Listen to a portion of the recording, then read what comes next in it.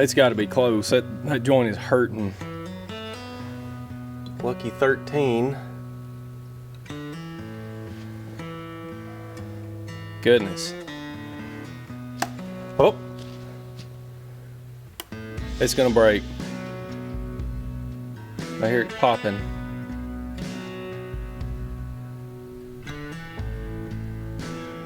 It's holding.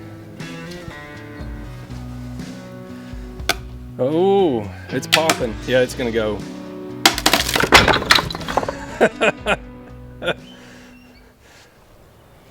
Hey guys, Nathan with Duck River Honey, and today we're going to break some boxes. In the interest of, this is not going to be a scientific test per se. I'm not doing a lot of data gathering and fancy stuff. What I'm looking for is useful information. And I'll give you the setup here. When Langstroth equipment first came about, they didn't have modern glues, they didn't have modern fasteners. So box joints or finger joints, which look like this, were the most common because they were stronger. In modern times, a lot of people use a rabbet joint because you can do it on a table saw a lot quicker than the box joint. You can make box joints on a table saw, but it takes a lot of time. The big manufacturers that are making these box joints use an industrial machine called a hauncher, and it's got a spindle assembly in there that cuts all these notches at once. And a hauncher is going to run you, at minimum, if you find an old used one, it'll be $6,000 or $8,000. A used machine will be 11 to 15, and a new machine probably 60,000. So very expensive to get into those box joints at an industrial scale. Whereas the rabbet joints, any DIYer with a table saw and a dado stack can make a rabbet joint. The advantage of the rabbet joint with modern glues is you've got less exposed end grain. You've got half as much end grain exposed as you do in a box joint. So if a rabbet joint is as strong, it's easier to make, then wouldn't that be a better joint? But a lot of people think the rabbet joint is weaker. So we're going to test some of this. There's also a lot of discussion about which fasteners are best. I have heard, and I subscribe to the theory, that the glue used to put the boxes together is actually stronger once it's cured than the fasteners used to put the box together. The fastener's job is just to hold the box and hold the joint tight while the glue cures. So what I've been using are 7/16 crown, 16 gauge, 2-inch long galvanized staples. I've got a staple gun that will put these in very quickly. I like the staples because it doesn't split the joint, it doesn't split the wood, and I don't have to pre-drill in order to put nails or screws in. Some people say that siding nails, these are 8D, 2.5-inch galvanized ring shank nails. Some people say that these nails will hold better than staples. And some people say that deck screws, these are 2.5-inch, I think number 8 by 2.5. Some people say that the screws will hold better and are stronger than either nails or staples. So what we're going to do here is first we will test fasteners. I've got a box joint with staples, a box joint with ring shank nails, a box joint with screws, and a box joint with nothing. This is only glued. I left this in clamps overnight, and there are no fasteners in this joint. And then I've got a rabbet joint with staples and a miter joint with staples. I made that miter joint just as a curiosity to see what would happen. So on the joints, I will compare the box joint with staples to the rabbet joint with staples and the miter with staples, and then I'll compare the fasteners to each other. To try to get this as fair as possible without being overly anal and scientific about it, I've just got a board screwed to a post with a door hinge, and I've got a support underneath here where the boxes can't kick out and move. And all of the boxes come from the same supplier. They're all white pine. and I actually had to cut some of them down in order, I had to take the fingers off to make my rabbet and my miter. So I ran all the boxes through the table saw and trimmed them all to the exact same length on the long side and the short side. That should give me as even leverage on all these as I can. So we're minimizing the amount of factors and just focusing on what it's going to take to break this joint. I don't have exact weights that I'm going to put on these. I'm expecting them to break somewhere in the 70 to 120 pound range.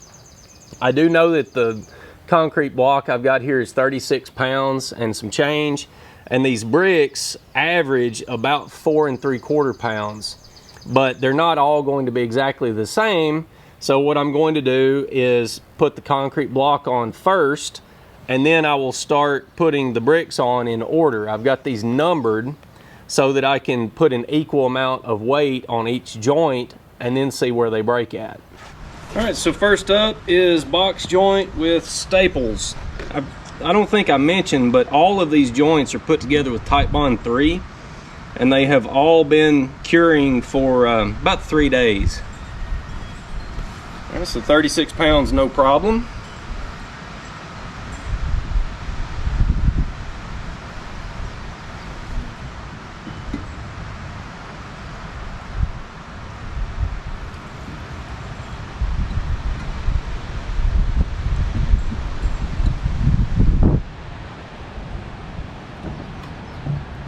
Here's some cracking.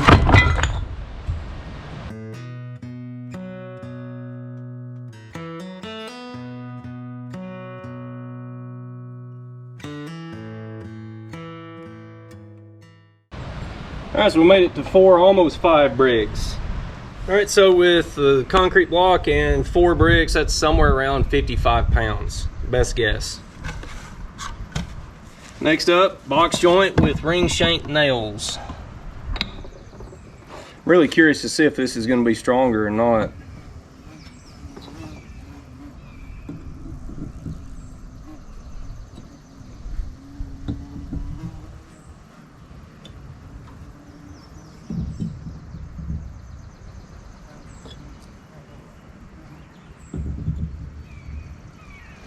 Definitely stronger. We're at 5.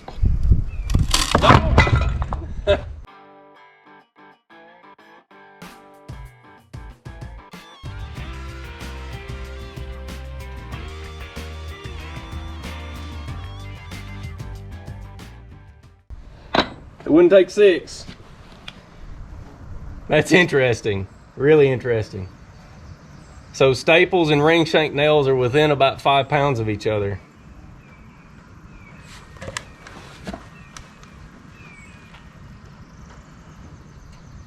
All right, this is box joint with 2.5 inch deck screws.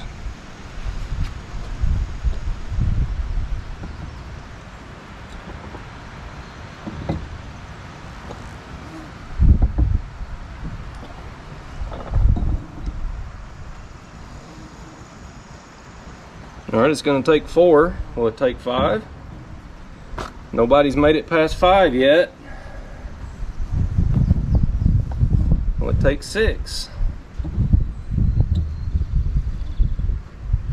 Wow, that's interesting.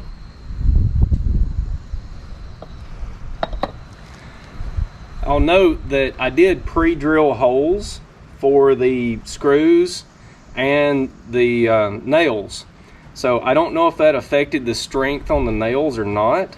It could have, but it's obvious that these screws are holding better and are quite a bit stronger. It's a pity that they take so much longer to put in. 7.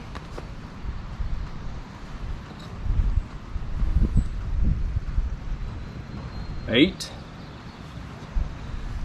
Wow. 9.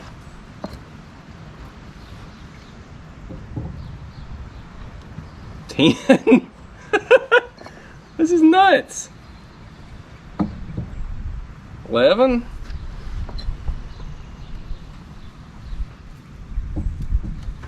Well,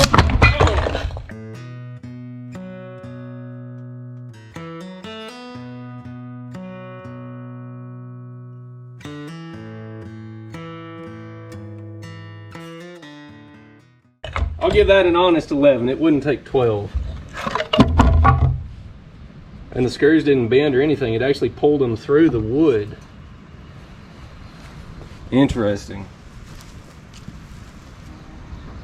It actually pulled the screws through the wood, whereas the nails just bent and allowed the joint to come apart. And I broke a brick. Broke 2 bricks, it looks like. Well, that was violent. So now we are testing no fasteners, just the glue joint on a box joint.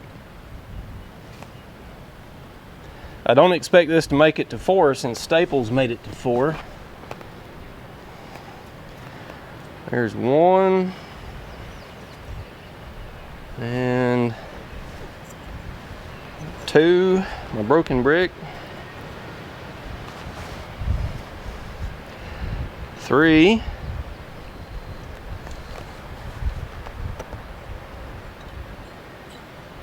4. I hear it. It's cracking.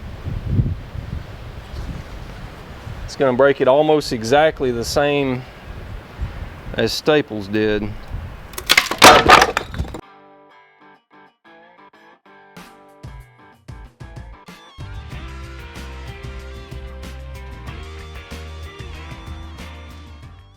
Exactly the same as Staples. When I tried to put the 5th brick on, it broke. Interesting. So I guess that's true. The Staples don't add strength to the joint. It just holds the joint together so the glue can cure. Really interesting. All right, next we've got the rabbet joint.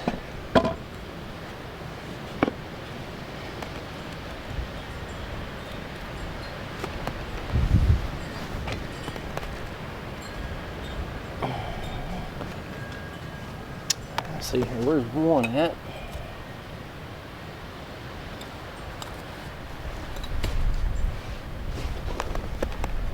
One.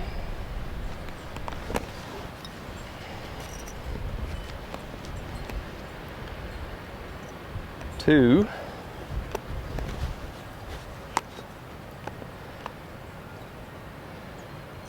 3.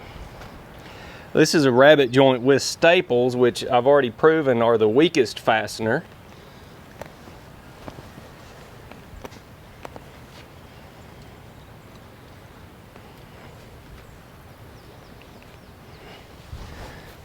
There's 5.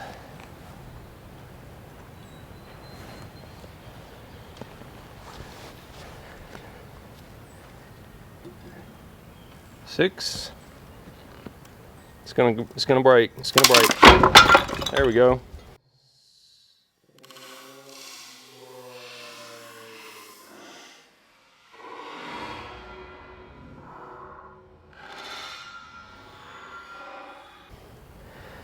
Six. Got 6 on, but couldn't hold it.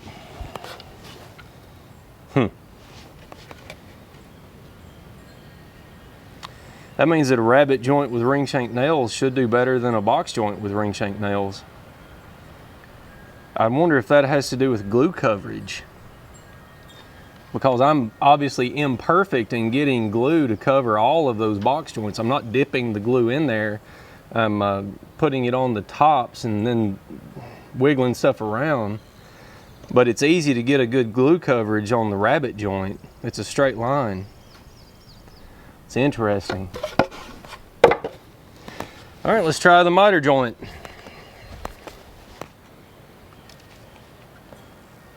That cracked already. I just heard it. I don't know if that miter joint's going to hold up.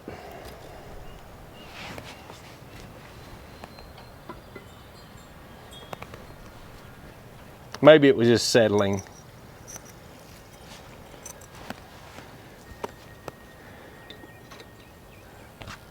Number 2 brick's not looking so good.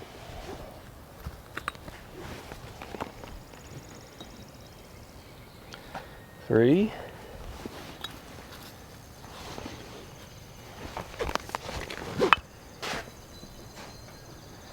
Four. 5.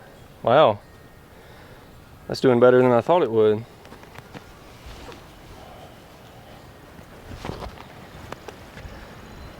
6.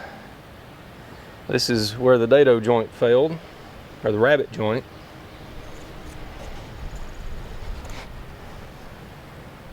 7.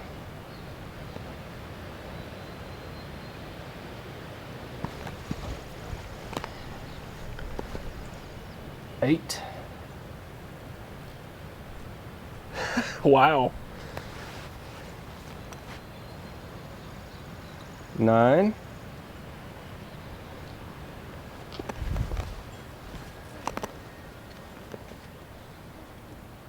10. That's crazy.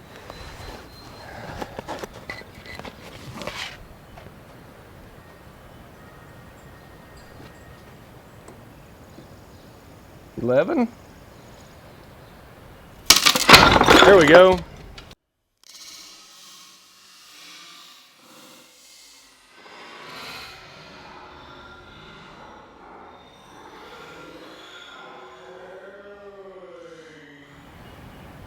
So I'm sitting here pondering on this because I'm sort of shocked at what I found.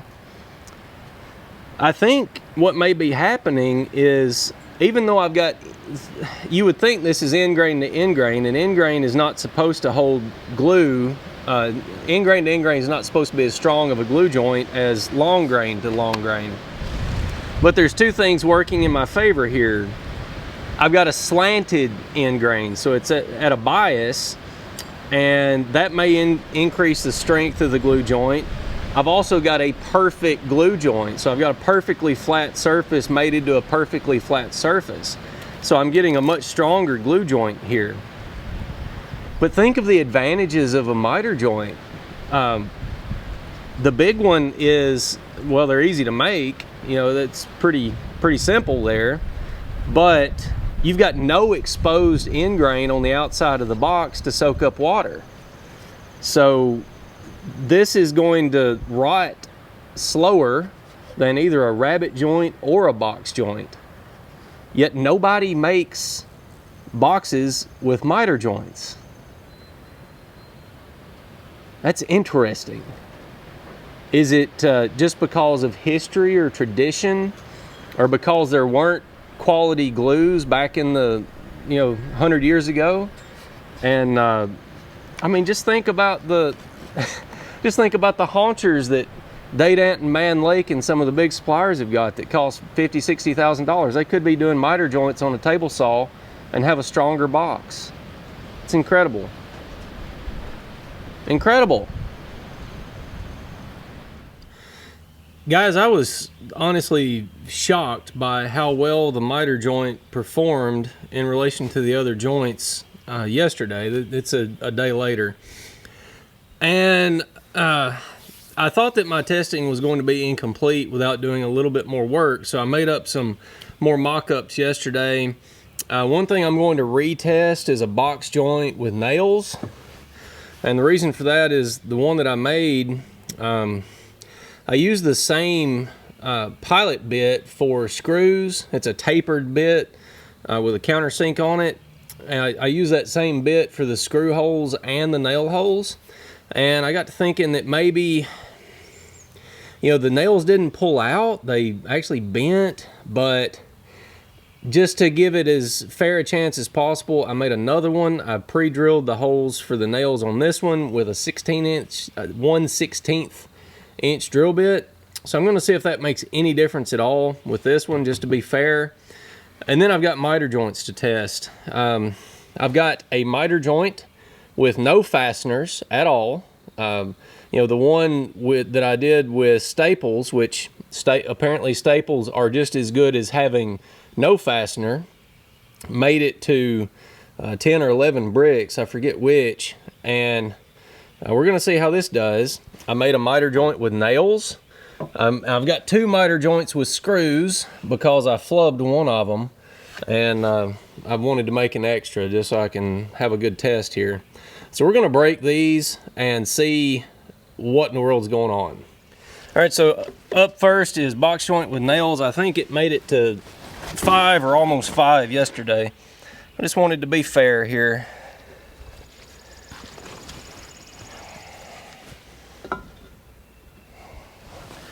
One, 2, 3, 4,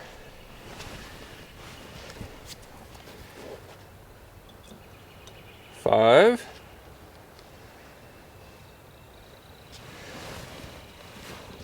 Let's see if it'll take 6. 6. Oh, it's about to break.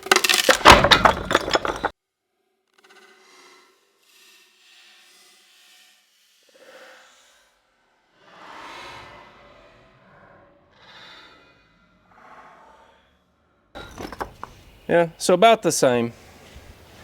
That's about the same. All right, I'm looking forward to this one. This is a miter joint with no fasteners at all. This was just clamped. Glue's been curing for 24 hours.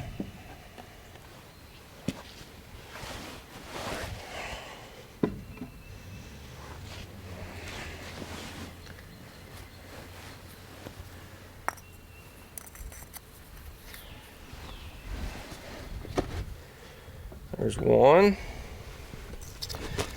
Number 2 brick's starting to look a little rough. I need to duct tape it back together. 2, 3,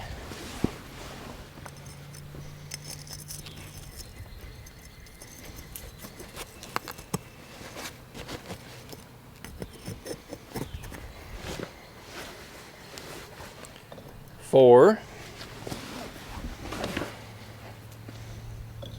5, 6,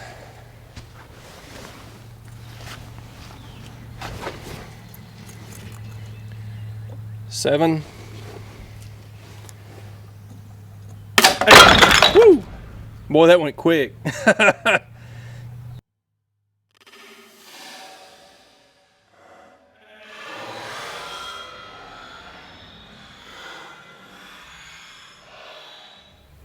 So this is something that I'm real curious about on this. A glue joint is strong in static load, but when it breaks, it just breaks. And you can see that with this. So I think the fasteners and the joint design help with shock loading. And shock loading is something I'm not testing for here.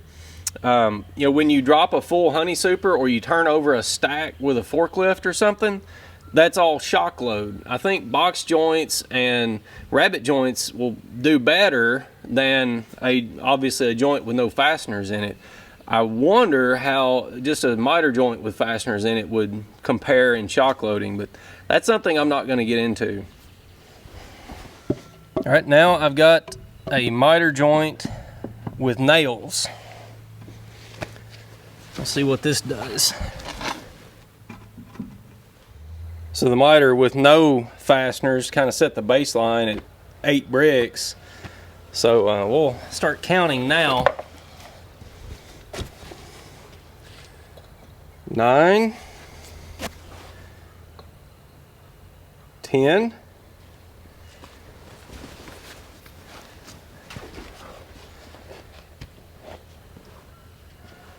11. I don't think anything's made it past 11 yet. Is it going to hold 12? Woo! It's holding 12. Oh, nope, nope, nope, nope. Ah, there we go.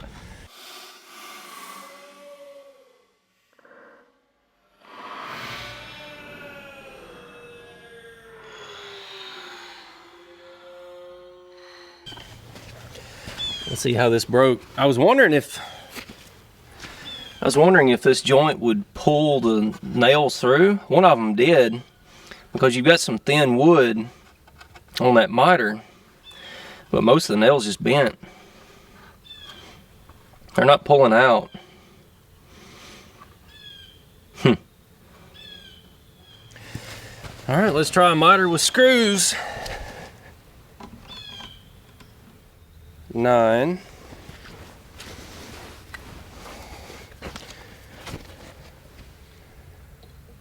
10. Whew. 11.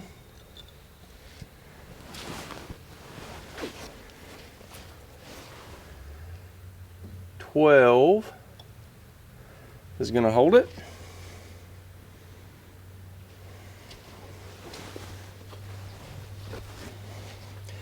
It's got to be close. That joint is hurting. Lucky 13. Goodness. Oh. It's going to break. I hear it popping.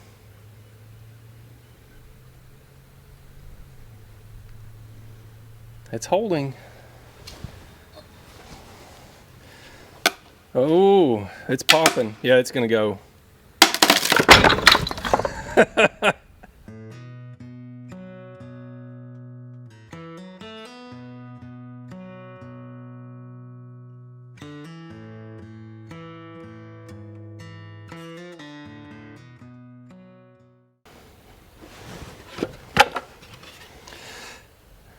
So what have we learned from this pile of destruction? Well, I guess I'm willing to spend a little bit of money to learn something. These boxes are like $11 a piece, so I've got half of that in each one, in each of these tests, half a box. I think the big takeaway from this is screws on a box joint. Screws are quite a bit stronger than nails are. I did not test screws versus nails in a rabbet joint. I don't think I'm going to. I suspect that screws would be stronger in a rabbet as well. Screws and nails were not that far apart in a miter joint. That's telling me that most of the strength in the miter joint is actually staples. Screws and nails were not that far apart in a miter joint. That tells me that the glue joint in the miter is where the strength is coming from. No fasteners still did pretty well in a miter, but you know, that shock load, I don't think it's going to hold. Now, does this have ramifications for the box making industry or for a DIYer? I've done some thinking about this, and of course I've got a background in economics. That's agricultural economics is my college education, and I've read some on some forums like B-Source about making boxes, and somebody chimed in and said that he was a professional cabinet maker, had been doing it 30 or 40 years, and he could not imagine an area of woodworking with lower margins than making beehive boxes. You've got a homogeneous product. They're the same everywhere, same dimensions. It's unfinished wood, and it becomes an oligopoly. It's like car manufacturers. It takes a lot of machinery to get into this market so that you can be cost competitive. It's just a race to the bottom. You've got low margins, no way to differentiate yourself from your competitors other than price. So you drive your costs down as far as you possibly can. The way you do that is economies of scale. You have to get big, and it takes some money to get set up to do that, and then you have to have throughput to get there. So in this type market, you know, if I had a $60,000 hauncher and I was selling tens of thousands of these boxes a year, I don't think I would quit doing that to go to a miter joint, even if it is a stronger joint. You've got a market built up around your box joints. People have been buying them for over 100 years. And, you know, I think it would be risky and costly to switch. But the miter is performing better with modern glues than the box joint is in static loading. That may not be the case in shock load. And I'm not going to test that. If somebody out there wants to rig up a slide and slide boxes down with weight on them and let them bump at the bottom, you know, you can weld that up, fabricate it, and post a video, and I'll share it.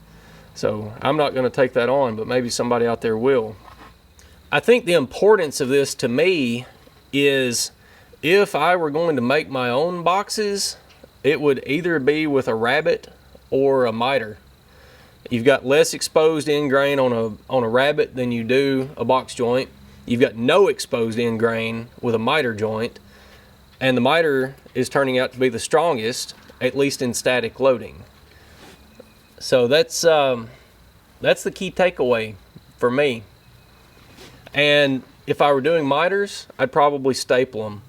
You don't have to worry about splitting or pre-drilling. You don't get any splitting, and it was within 1 or 2 bricks of what nails could do. Screws, I don't think I would use screws on any boxes unless it was just real small scale. It takes so much time and it's expensive. I would be using something that I could put together with a pneumatic nailer or a staple gun. Guys, I hope that you found this useful, that you've learned something. I know I have. This could change how I think about woodenware. This could be pretty significant. If you've got any questions or comments, just leave them in the comment section below. Appreciate you watching. I'll see you on the next one.